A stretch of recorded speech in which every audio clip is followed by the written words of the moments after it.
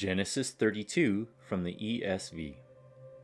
Jacob went on his way, and the angels of God met him, and when Jacob saw them, he said, "This is God's camp."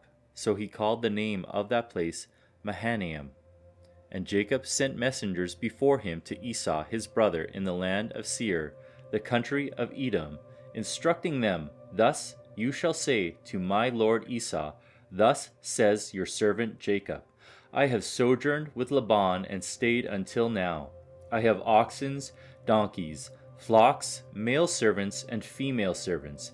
I have sent to tell my lord in order that I may find favor in your sight."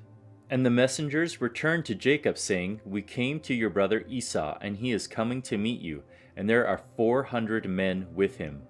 Then Jacob was greatly afraid and distressed. He divided the people who were with him and the flocks and herds and camels into 2 camps, thinking, "If Esau comes to the one camp and attacks it, then the camp that is left will escape."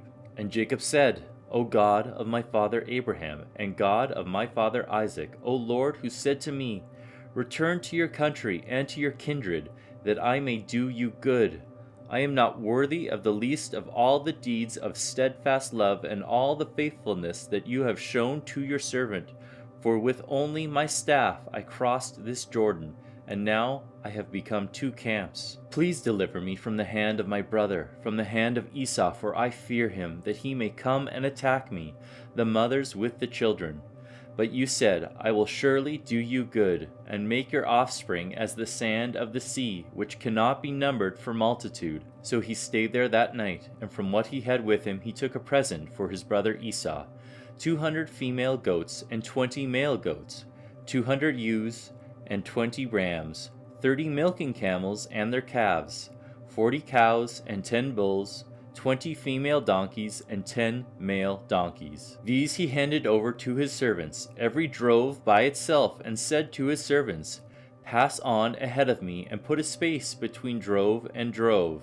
He instructed the first, "When Esau my brother meets you and asks you, 'To whom do you belong?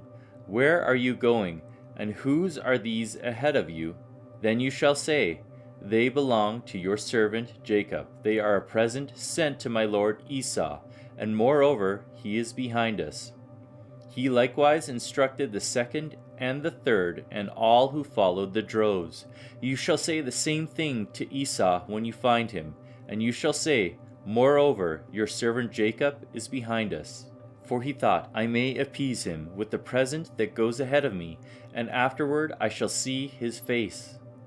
Perhaps he will accept me." So the present passed on ahead of him, and he himself stayed that night in the camp. The same night he arose and took his 2 wives, his 2 female servants, and his 11 children, and crossed the ford of the Jabbok.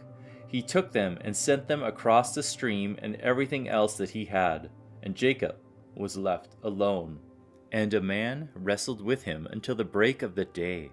When the man saw that he did not prevail against Jacob, he touched his hip socket, and Jacob's hip was put out of its joint as he wrestled with him.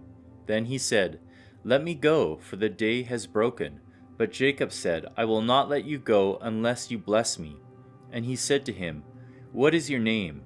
And he said, "Jacob." Then he said, "Your name shall no longer be called Jacob, but Israel, for you have striven with God and with men and have prevailed." Then Jacob asked him, "Please tell me your name." But he said, "Why is it that you ask my name?"